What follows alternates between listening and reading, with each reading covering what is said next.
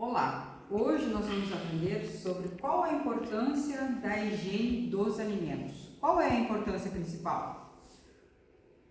Então, para começar, a gente precisa de um alimento seguro que possa apresentar as propriedades nutricionais dos alimentos esperados pelo consumidor, que não vai causar danos à saúde e nem tirar o prazer de se alimentar corretamente e seguramente. Tá? O que mais a gente deve saber? O consumo dos alimentos preparados, sem os devidos cuidados de higiene, pode ocasionar o quê? Transmitir doenças dos alimentos, que são as DTAs.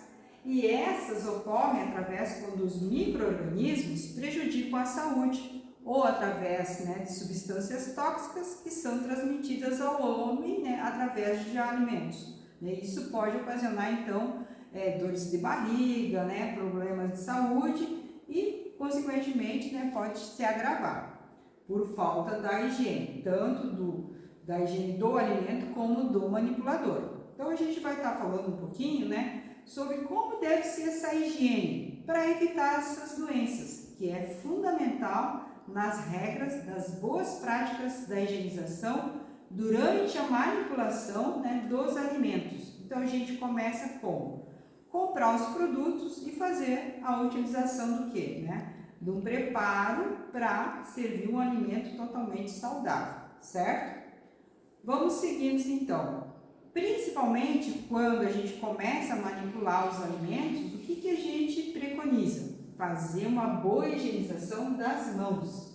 Então, o manipulador ele tem que ter uma boa higiene e lavar bem padronizada a mão para ter uma limpeza adequada. Seria como passar o sabão, esfregar na palma da mão, esfregar entre os dedos, esfregar o polegar, lavar o dorso e lavar os punhos e depois enxaguar com água em abundância. Seguindo, o manipulador ele deve tomar banho diário, manter os cabelos protegidos, presos, ter uma barba feita, e ter unhas cortadas e limpas e prender o cabelo toda vez que for mexer com a alimentação. Então, a gente deve preconizar o quê? Uma pessoa que tem uma boa higiene, uma boa aparência e uma boa higienização geral, certo? Usar o jaleco, usar touca, luva quando necessário e até inclusive máscara para fazer uma manipulação adequada, certo? Quanto aos utensílios, que são usados na agroindústria ou na cozinha, onde a gente vai preparar os alimentos, também devem sofrer o quê? Uma higienização antes do preparo, logo após o preparo, principalmente vidros, plásticos e inox. Então, a gente tem que estar sempre fazendo o quê? Um treinamento dessa função da higienização dos utensílios domésticos. Tanto o que você vai usar, o material ou o produto, o maquinário, tem que estar sempre higienizado. Quanto à madeira, que é um material que não é próprio para uso de cozinha, a gente deve o quê? Descartar, porque a madeira ela cria o quê? Dificuldades para fazer a limpeza. Então, utensílios de madeira não são indicados para uma agroindústria. Quanto à higienização de esponjas, que ao final do uso a gente deve o quê? Mergulhar elas por 5 minutos numa solução de 2 colheres de água sanitária, ou hipoclorito de sódio, por colocar em 1 litro de água e deixar elas ali de molho em torno de 5 minutos depois enxaguar. Então, as esponjas, diariamente a gente deve fazer essa higienização, certo?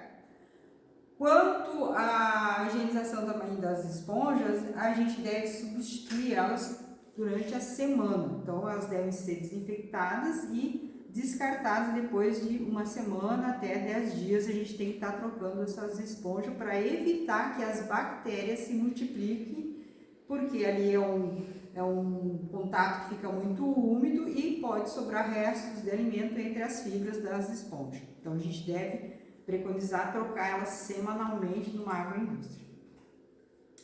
Quanto ao acondicionamento do lixo, ele deve ser mantido em saco plástico dispostos nesses recipientes, e as lixeiras devem ser de pedal, que facilitam o manuseio do lixo, né? Então, impedindo que a gente tenha essa parte de contaminação durante o preparo dos alimentos. Nunca colocar essas lixeiras sobre a pia, sempre num local, né, seguro, depois para fazer a retirada através dos saquinhos.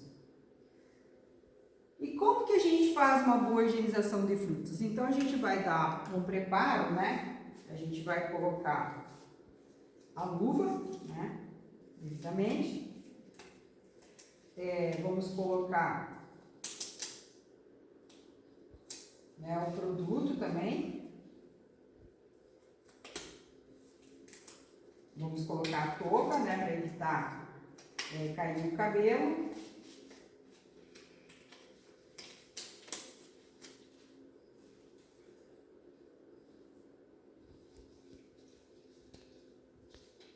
E aqui a gente vai demonstrar rapidamente, né? Então, o que?